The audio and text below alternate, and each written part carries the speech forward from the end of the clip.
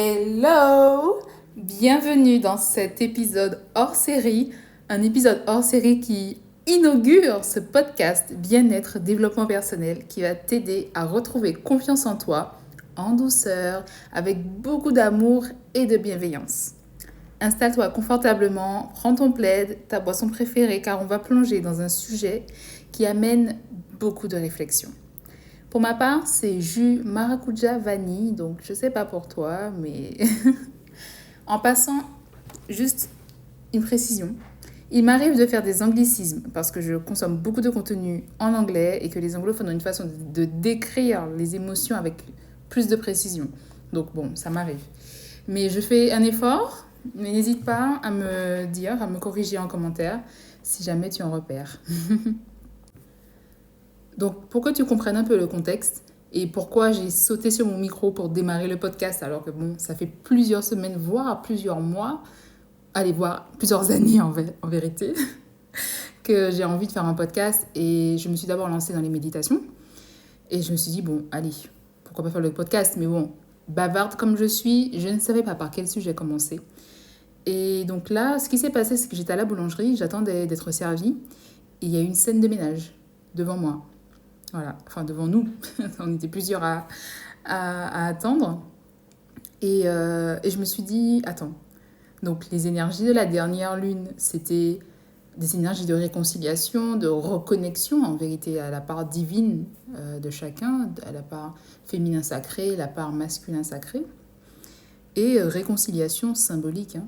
On va en parler entre féminin et masculin. Et j'ai dit dans la dernière méditation que si toutefois, parce qu'en tout cas, moi ça a été le cas, je ne sais pas pour vous, mais dans la dernière méditation, vous pouvez aller l'écouter, hein, j'ai dit que s'il y avait des choses qui remontaient d'ici la prochaine lune, on allait le libérer à la pleine lune. Et oui, la pleine lune, c'est demain. C'est le 1er mai. Et voilà que je tombe sur cette scène et je me suis dit, donc, on a été invité à se réconcilier, mais comment se réconcilier? Comment traduire ces énergies de réconciliation quand la colère, la trahison, l'injustice sont des émotions et des blessures bien concrètes, en fait. C'est pas donné à tout le monde. Donc, la nature faisant bien les choses, hier, j'ai justement fait un protocole de libération avec le bouquin de Natacha Calestrémé parce que me concernant, des choses sont remontées parce que j'ai vraiment fait ce travail. J'ai été assidue, mais ça fait des années que je fais ça. Donc, quand une blessure remonte, ben, il faut la libérer tout simplement. Donc, hier, c'est ce que j'ai fait. Nettoyage d'une vieille blessure triple d'abandon, trahison et d'injustice. Donc, autant dire que j'ai pu prendre en fait suffisamment de recul sur cette scène en me disant, ok, tout fait sens. Cette dame est en colère. C'est comme une expérience miroir en fait. Ça me permet de voir pourquoi c'est important de pardonner. Et donc je me suis dit, il faut qu'on en parle, il faut que j'en parle. Et nous voici.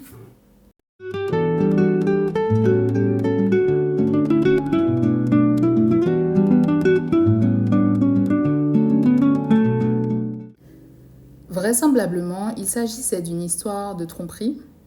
Monsieur est allé voir ailleurs, madame l'a découvert et le confronte en public. Dans quelles circonstances les gens font ce qu'ils font? Peut-on tout pardonner? Peux-tu tout pardonner? Pourquoi, au-delà du pardon, suivre le chemin de la réconciliation collective, homme-femme, te permettra de changer la façon dont tu vis actuellement tes relations? Quand on est témoin de ce genre de scènes et des commentaires des uns des autres, on peut facilement internaliser certains comportements. Le cerveau humain est comme ça. Il fonctionne par automatisme. Quand une situation est nouvelle, il ne sait pas comment réagir, sauf s'il a déjà eu un exemple. Surtout un exemple visuel. Dans ce cas, il reproduit sans se poser de questions. Dans ce cas, tu reproduis sans te poser de questions. Si tu devais regarder ta vie et mettre en évidence ce qui te plaît le moins dans ton quotidien, pourrais-tu dire quelles pensées, quelles paroles, quels actes t'appartiennent et lesquels sont hérités ou simplement copiés malgré toi.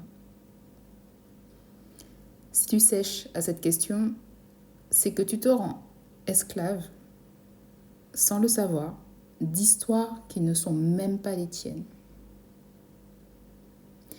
En gros, tu subis des conséquences, tu récoltes des fruits d'un arbre que tu n'as pas planté. Tu rejoues la vie de quelqu'un d'autre. Pour t'aider à te reconnecter à toi-même et te réconcilier de manière symbolique avec l'autre, je vais commencer par un point crucial. T'aider à reconnaître qu'il y a tout un pan de ta vie que tu crées sur des décisions inconscientes. Je prends un exemple très connu en marketing. Pour toucher le public masculin, il faut leur vendre un statut. Une belle voiture, un beau costume, des accessoires luxueux, ce sont des éléments qu'un homme va facilement acheter parce qu'ils vont lui conférer un statut et une reconnaissance sociale. C'est ni bien ni mal, c'est une théorie sociologique.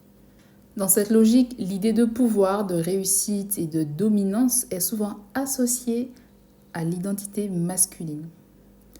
Au même titre que la satisfaction de plaire à plusieurs femmes en même temps. C'est une dynamique sociale profonde qu'on retrouve dans les livres et dans les films depuis plusieurs années. La plupart des hommes ont appris sciemment ou inconsciemment qu'être le centre de gravité de plusieurs femmes est ce qui les rapproche le plus de la réussite. Nous sommes plusieurs générations à avoir grandi avec cette idée. Et je suis sûre que si je te demande d'écrire en commentaire 3 titres de films dont l'histoire principale tourne autour d'une tromperie ou d'une infidélité, tu n'auras pas de mal à trouver. J'en suis sûre. Hommes comme femmes, nous avons intégré, à notre insu, cette croyance qu'un homme très sollicité est un homme successful.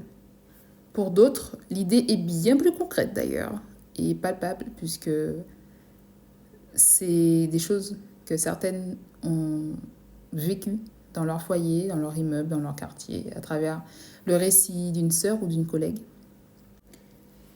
Nos petits garçons apprennent à séduire les femmes dès le plus jeune âge.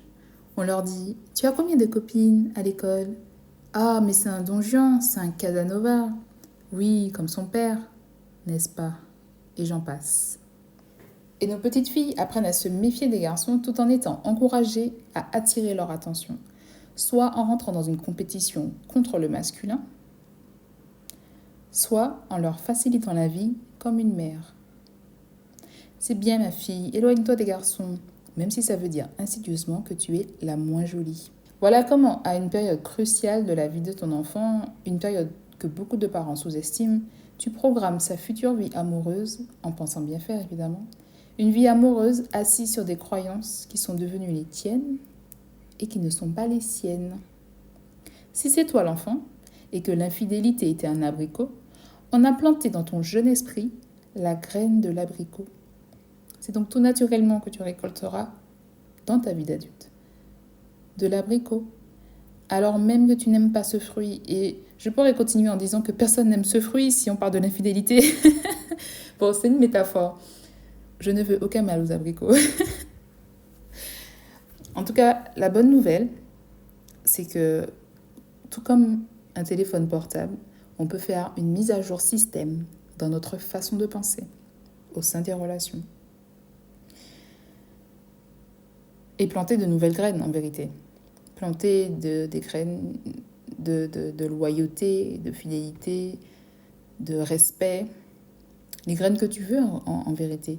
Ici, on est là pour déconstruire ce que tu as appris inconsciemment et ensuite planter ce que tu as envie de planter et de recevoir dans ta vie. Voilà. Tu viens de prendre conscience que tous les bagages que tu portes dans ta vie ne sont pas forcément à toi. Que tu les aies acceptés comme étant les tiens ou que tu les aies récupérés par la force des choses, voilà pourquoi c'est important de t'en libérer. Tu libères aussi cette parcelle blessée de tes parents, de tes aïeux, qui vit en toi. Et c'est comme ça qu'on se rend compte que, quand bien même, disons, tu t'es réconcilié avec le père de tes enfants, tu vis une très bonne vie avec ton époux. Quand je parle de réconciliation du féminin et masculin, il y a un sentiment de rejet, de désamour envers les hommes qui remonte, qui surgit. Et au final, ces sentiments n'appartiennent pas à ta vie. Pourquoi ? Parce que si tu cherches bien, ton esprit prend des exemples dans la société, dans les pubs, dans les médias, dans ce que tu vois sur les réseaux. Tu comprends un peu ? Donc c'est pour ça qu'aujourd'hui, c'est de notre responsabilité en conscience de se débarrasser de tout ça et d'ouvrir les yeux parce qu'ils sont là. Il existe des hommes bien et qui ne méritent pas en fait une déferlante de haine. Donc après, j'entends, comme on dit, les hommes viennent de Mars, les femmes viennent de Vénus. Nous sommes dans deux réalités différentes, on va en parler. Mais il y a de la place pour le désaccord avec de la bienveillance. Le désaccord n'est pas forcément source de haine ou de domination. Nous sommes vraiment appelés à réconcilier le féminin et le masculin. Le féminin et le masculin sacré, ça veut dire le grand toi. Comme on dit en amour, je veux le grand toi. Le grand toi, c'est vraiment cette part qui est connectée à un amour inconditionnel en vérité. Un cœur qui est soigné, un cœur presque, j'allais dire neuf, un cœur neuf, qui est capable de recevoir et de donner du respect, de l'estime et de la loyauté. Maintenant que tu as pris conscience qu'une multitude de possibilités existent et non seulement celles qu'on t'a inculquées, faisons un exercice. Projette-toi dans une relation, tu aimes quelqu'un, tu construis ta vie avec cette personne, vous vous êtes mis d'accord sur une relation exclusive, tu découvres son infidélité, c'est une trahison. Il a trahi son engagement, écrit ou verbal. La façon dont tu vas interpréter cette trahison va influencer ta réaction. Est-ce que ça vient réactiver à un niveau plus profond des croyances anciennes ? Je suis la moins jolie, je ne suis pas méritante. Ou est-ce que ça vient te montrer que cette personne ne partage pas tes valeurs et qu'une autre personne t'attend, tout simplement. Dans le premier cas, on touche à l'estime de soi, à la confiance en soi. Le sol s'effondre sous tes pieds, tes rêves et tes espoirs avec. Donc, on connaît la suite, c'est un sentiment de colère, d'injustice, de trahison, d'abandon. Et on peut vite perdre les pédales. Parce que tu avais projeté dans cette relation des attentes pour réparer le passé. Tu as ignoré les signaux dès le début en te disant qu'être la seule et l'unique d'un coureur de jupons, c'est un peu la revanche ultime sur la vie. Sauf que c'est te condamner à revivre inlassablement les mêmes histoires transmises depuis plusieurs générations. Quand la colère se mêle à l'amour, ça crée de la rage, une rage viscérale qui un jour ou l'autre devra s'exprimer si elle n'est pas nettoyée. Donc un jour ou l'autre, ça va se retourner contre toi. Tu dois faire le deuil de ces espoirs et rêves et tu dois te reconstruire, pas à pas. Dans le second cas, les choses sont plus faciles, à commencer par ne même pas te soucier de savoir si ton homme va voir ailleurs. Tu te dis, s'il me trompe, c'est qu'il se trompe. Ou alors, Dieu merci, elle m'a débarrassé d'un problème que j'ignorais. Autrement dit, c'est son erreur de jugement, ses valeurs, son comportement qui sont en cause et pas toi. Les femmes qui réagissent avec beaucoup de calme et de sérénité face à ce genre de situation, soit ont hérité de valeurs très fortes d'estime de soi, soit ont dû parfois éradiquer de force des croyances communes parasitantes sur les couples et la fidélité. Donc les croyances dont on a parlé juste avant. Comme quoi c'est possible. La fidélité n'est pas un mythe, c'est un choix, c'est une décision et n'importe quel homme te le dira. Je suis capable d'être fidèle, c'est un choix, c'est une décision. C'est une réalité facile même à atteindre lorsqu'on rencontre la bonne personne. Un homme qui a compris sa place auprès de sa femme. Alors, qui est cet homme, tu me diras ? Comment le reconnaître ? C'est un homme qui connaît ses forces et ses faiblesses suffisamment bien pour se laisser guider quand c'est nécessaire. C'est un homme qui a cessé de prendre l'attention des femmes pour acquise. C'est un homme qui a cessé de prendre les encouragements de sa femme pour une autorisation de la négliger. T'as capté un peu? Ceux qui se mettent facilement sur un piédestal parce que tout simplement ils ne savent pas recevoir l'amour. Ça gonfle leur ego, enfin bref, on connaît la suite. Un homme qui a cessé de négocier le bien-être de sa femme pour faire passer son propre confort avant tout. Un homme qui a cessé de vouloir dominer à tout prix pour cacher sa souffrance. Ah mais oui, on sait en fait. Il faut voir juste l'image d'un petit garçon. Même si ce petit garçon est grand de taille et a une barbe, des tatouages et un jean Levi's, c'est un petit garçon. Que font les petits garçons quand on leur a appris à cacher leur tristesse ou leur souffrance? Ils foutent un coup de pied quelque part. Dominer est une réaction archaïque du cerveau pour ne pas se sentir faible, pour cacher sa souffrance. Parce que la souffrance a été associée à de la faiblesse, au lieu de tout simplement la soigner en fait. Une souffrance, ça se soigne, on s'en libère, on ne la cache pas. Vous voyez?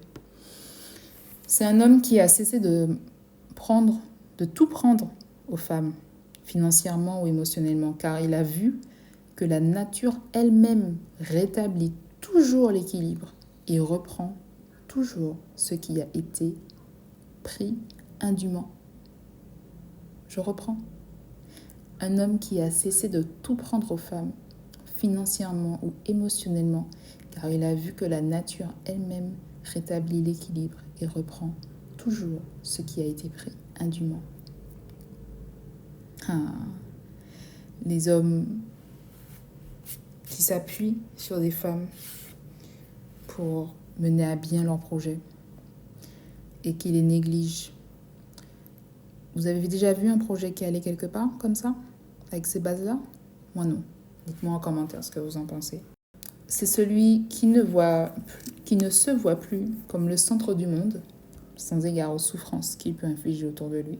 Au contraire, il se voit comme un être né d'une femme et par conséquent est très respectueux de la gente féminine et de ses états d'âme.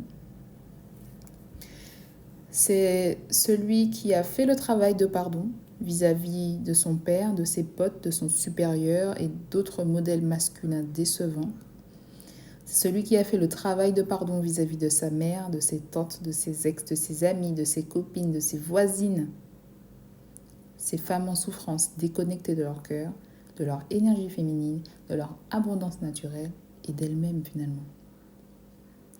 Ces femmes qui, bien malgré elles ou sciemment, ont eu beaucoup trop d'attentes vis-à-vis des hommes. Des hommes contraints à trouver des solutions seuls.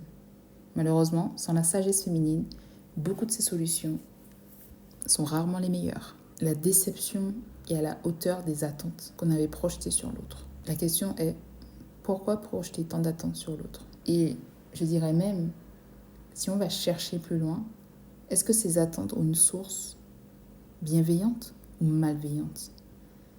Est-ce qu'on est là pour tester les hommes? Pour tester leur virilité? Pour tester leur ego? Pas du tout. Et pourtant, certaines ont des attentes démesurées face aux hommes, comme si elles n'étaient capables de rien. Alors que c'est faux. Elles-mêmes cachent leur souffrance. Et heureusement, ça peut changer. La femme qui incarne sainement sa part divine est naturellement visionnaire et se projette plus facilement sur les conséquences de ses propres actes pour elle-même et les autres. Et cet homme-là, il a compris ça. Cet homme a appris les codes subtils des relations saines et harmonieuses dans lesquelles il laisse de la place, toute sa place à la femme, à sa femme, sans la culpabiliser. Vous voyez, c'est vraiment à la racine. On va chercher le problème à la racine parce qu'on se rend compte que la racine, mais ce sont des croyances limitantes en fait, qui ne nous appartiennent pas. Qui a dit que ça devait se passer comme ça? C'est juste de circonstance en circonstance, de répétition en répétition, de génération en génération, qu'on a décidé que ça se passait comme ça. Alors que non. Il faut bien se rendre compte qu'il y a une réalité tout autre. Et plein d'hommes aujourd'hui qui ne demandent que ça aussi. En anthropologie, des chercheuses comme Heidi Gottner-Abendroth ont étudié des sociétés matriarcales qui ne reposent pas sur la domination, mais qui fonctionnent plutôt sur des logiques de coopération et d'équilibre entre les sexes. En passant par la réconciliation symbolique, l'objectif n'est pas d'inverser la domination, mais de la dépasser. Que tu en sois consciente ou pas, la nature, l'univers a déjà commencé le rééquilibrage. En tant que femme, tu es aussi invitée à pardonner son infidélité à ton père, ton oncle, tes ex, tes voisins, tes amis, tes copains, tous ces modèles masculins proches ou éloignés auxquels tu penses à chaque fois que je dis le mot infidélité. Note-les et pardonne-leur un à un pour te libérer. Tu te pardonnes aussi de vulgariser, de dédramatiser ou de rire des cas de tromperie, car tu es désormais consciente que cela prépare le terrain pour ce genre de comportement. Et on se pardonne entre nous, femmes, de rentrer dans le jeu des compétitions féminines qui n'ont aucun sens et qui, en réalité, alimentent le jeu de domination toxique du masculin. Parce que de toi à moi, qu'est-ce qu'une femme a ? Qu'est-ce qu'une autre femme a que tu n'as pas ? La question est superficielle, mais c'est la base de l'estime de soi. Tu es le centre de ton propre univers. S'il passe du temps dans les bras d'une autre, il devrait plutôt se demander avec qui tu passes le tien. And I guess he'll never know.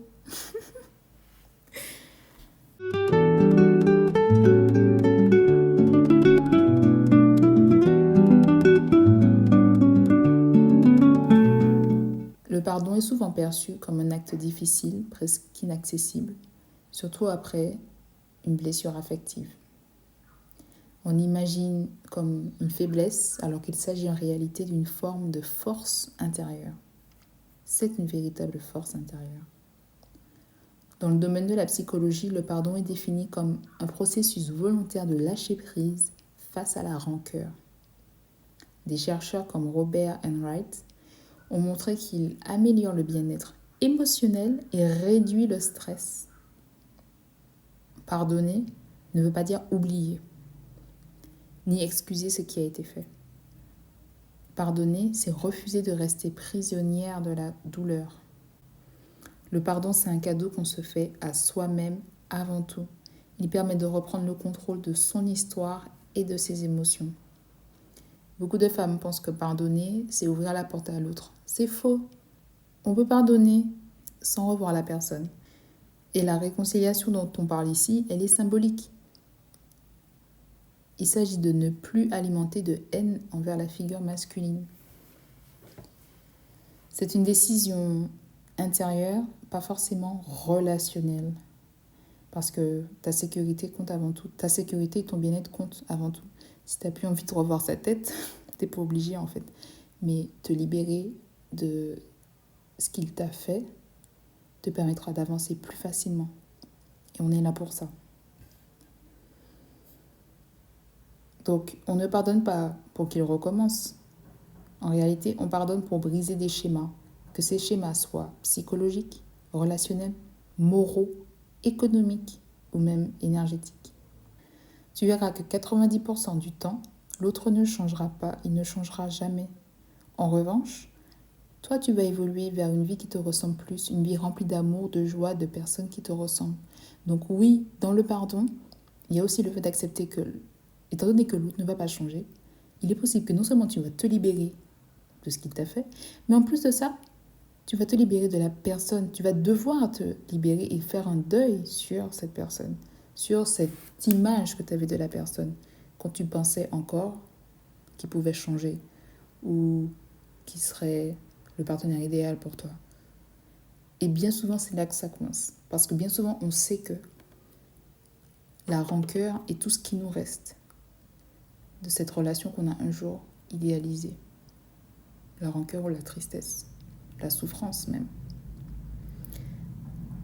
Et on sait que pardonner va nous libérer une fois pour toutes il va nous plonger dans l'inconnu. L'inconnu, c'est quoi? L'inconnu, finalement, c'est un espace où tout peut encore bien se passer, en fait. Mais comme on ne connaît pas, donc on n'y va pas. Donc je suis là pour t'accompagner, te tenir par la main. On va y aller. Pardonner, c'est une corde en feu que tu lâches.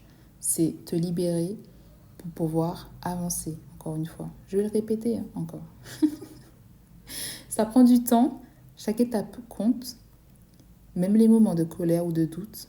Ce chemin demande de l'honnêteté avec soi-même et du respect pour ses limites. Et évidemment, ces limites, il faut les connaître.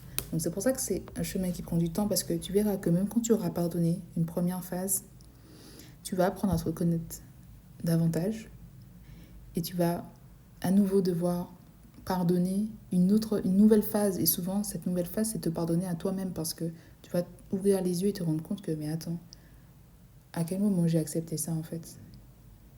Tu vois? Parce que tu auras ouvert les yeux. Donc il faut être très bienveillant avec soi-même et respecter ses limites, ses propres limites, qui vont évoluer. Mais c'est important d'être aware, d'être consciente de ça. Donc retiens que le pardon est essentiel pour te reconstruire, pour reconstruire ton estime de toi, ton estime de soi. Je ne sais jamais si on dit estime de toi, estime... Mais tu as compris. Donc après une trahison, c'est essentiel, parce que c'est ce qui nettoie, si tu veux, le terrain des vieilles ruines pour pouvoir repartir sur de nouvelles bases. Alors, ne pars pas dans des exemples toutes les fois où on a aménagé des ruines et que ça a été magnifique. Ok? Tu m'enlèves ça et on repart sur de nouvelles bases. Point.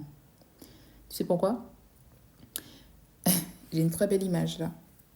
Imagine, tu reconstruis sur des ruines. Tu te dis, ouais, mais c'est beau comme ça a du charme, le charme de l'ancien avec le moderne. Mais étant donné qu'une relation, ça se fait à deux, tu ne sais pas de quelle façon ces ruines-là vont activer quelque chose chez l'autre en face. Quelqu'un de très bien, soit qui a grandi avec de bonnes valeurs, soit qui a fait ce travail pour avoir de bonnes valeurs et effacer le passé. Et puis, voilà que dans la relation avec toi, il découvre tes ruines. Tu sais pas ce que ça va créer chez lui. Et c'est comme ça que de relation en relation, tu reproduis les mêmes schémas sans le savoir. Même quand tu as lu 3 livres, écouté 4 podcasts ou vu 5 films sur comment avoir une relation parfaite, et qu'à chaque fois tu es sûr, parce que tu as noté, tu sais que tu as agi différemment, et pourtant le résultat est le même. Parce que c'est inconscient. Les ruines, c'est la base, donc c'est de l'ordre de l'inconscient. C'est de l'ordre même de l'intuition et de l'énergétique, de la vibe que tu envoies en fait à l'autre. Tu ne sais pas ce que ces ruines vont activer chez l'autre. Donc tu t'en débarrasses. Point. Et donc, comme je disais tout à l'heure, si tu penses avoir déjà pardonné, mais que le schéma se rejoue dans ta vie, ça signifie que tu n'as pas exploré toutes les facettes de la blessure. Et c'est ok, ça arrive. Ça prend du temps, et c'est ok. Il faut juste intégrer que ça prend du temps et que c'est comme ça qu'on avance, un pas après l'autre. C'est pas parce que ça prend du temps qu'on va rester là, assise là, parce que... Non, en fait. C'est comme un arbre. Un arbre, quand tu plantes une graine, tu n'as pas des fruits du jour au lendemain. Tu as des fruits au bout de 9 mois, au bout de 3 ans parfois. Donc, tu ne peux pas attendre de voir les résultats du pardon tout de suite. Commence par planter, commence par labourer. La terre, enfin, j'aime beaucoup l'image de la terre. C'est très visuel, c'est plus parlant. Et ça nous reconnecte aussi à la patience avec soi-même. Donc, tu plantes ta graine de pardon, de réconciliation, d'amour, de respect, de loyauté. Et tu arroses, t'en prends soin tous les jours. Et c'est comme ça que tu la verras grandir. Tu comprends? Et donc, n'ignore plus les signaux quand ils apparaissent, que ce soit les signaux dans le comportement de l'autre, mais je veux surtout parler ici des signaux te concernant. Toutes les fois où tu sais pas pourquoi, mais soit tu vas rêver d'une situation passée, soit tu vas penser à une situation passée, à cette personne qui t'a blessé ou à autre chose, soit tu vas réagir à une histoire qui n'est même pas la tienne, tu vas entendre quelque chose, ça va te mettre dans une colère folle, tu sais pas pourquoi, alors que tu connais pas les personnes. Ce sont des signaux. Ne les ignore pas, parce que ce sont des portes, en fait. On t'encourage, l'univers, tes guides t'encouragent à nettoyer, déjà à te montrer. Ou tout simplement, si on veut être terre à terre, c'est ton inconscient, ton propre cerveau qui te dit, bon bah écoute, là, il y a ça que t'as pas nettoyé, ça remonte présentement en réaction à tel ou tel événement, il faut nettoyer. Voilà. On peut être terre à terre ou voir les choses de manière très spirituelle. Dans tous les cas, il faut le faire. Et tu verras, si tu es croyante, que ces signaux apparaîtront toujours au bon moment. Un moment opportun où il faut lâcher l'ancien avant d'accueillir le nouveau. Après, comme on dit, le train ne passe qu'une fois. Peut-être. C'est une façon de voir les choses. Mais en vérité, la vie est en cyclique. Et on va en parler dans un prochain épisode. D'ailleurs, oui, je vais faire un épisode dessus. Sur le cycle de la vie et sur les 12 lois naturelles. Les 12 lois de la nature. La vie est en cyclique. En vérité, tu sais pas quand le prochain train va passer, mais il va passer, tu vois. Donc, quand tu mets quelque chose sous le tapis aujourd'hui, tu peux être sûr qu'il va sortir demain, ou après-demain, ou tu sais pas quand, mais il sortira un jour ou l'autre. Simplement, combien de temps veux-tu passer à vivre une vie qui ne t'appartient pas? Voilà, c'est la question qu'il faut te poser. Donc, quand c'est trop dur, tu peux te faire accompagner par un thérapeute. Tu n'es pas obligé de faire ça toute seule. Si écouter les méditations ou les podcasts, ça te fait du bien, tu continues. Journaler, ça fait énormément de bien aussi. Sinon, si c'est trop lourd, va voir un thérapeute. Je finirai en ajoutant que se reconnecter à sa part divine, donc à son grand soi, c'est se réconcilier avec l'autre. Et c'est aussi reconnaître que dans la vie, on attire des personnes qui nous ressemblent. D'une part, et d'autre part, c'est accepter de se défaire des rôles de victime, de bourreau ou de sauveur. Dis-moi en commentaire si tu connais ce triangle infernal. Beaucoup repris au cinéma d'ailleurs et très connu en psychologie. Savais-tu que la vraie vie commence quand on ne prend plus part à aucun de ces rôles de victime, bourreau et sauveur? On va en parler. Pour finir, j'ai fait un petit poème. Je voulais le réserver pour la méditation, mais je trouve qu'il a sa place ici, à la fin de cet épisode. La réconciliation, féminin sacré, masculin sacré, n'a de sens que si chacun accepte d'incarner sa part divine. La femme se projette, l'homme vit au jour le jour. La femme est sensible, l'homme est émotif. La femme montre le chemin, l'homme construit la route. La femme crée, l'homme structure. La femme a le contrôle sur ce qu'elle accepte d'un homme ou de ce qu'elle n'accepte pas, dès le début de la relation. L'homme a le contrôle sur l'harmonie de la relation, ce qu'il donne sur le plan émotionnel, psychologique et économique. La femme le multiplie. Il ne s'agit pas que de confort matériel, mais de paix intérieure et de gestion des émotions. Quand l'homme est bon, la femme accepte de lui être soumise. C'est un peu l'image de la femme en gestation. Elle est vulnérable. Elle a besoin d'énormément de soutien. Et elle veut pouvoir faire confiance au papa à un moment où elle ne peut plus décider de tout. La collaboration est possible. On parle de création, de co-création et de procréation. Apprends à te connaître, avant de laisser un homme te dire ce qui est bon pour toi. Il aimera t'être utile. Il aimera te voir sourire. Il aimera ta présence. Il aimera ta tendresse. Il aime t'être utile. Il aime te voir sourire. Il aime ta présence. Il aime ta tendresse. Encore. Il aime t'être utile. Il aime te voir sourire. Il aime ta présence. Il aime ta tendresse. L'amour inconditionnel circule entre toi, lui, vous deux et la source.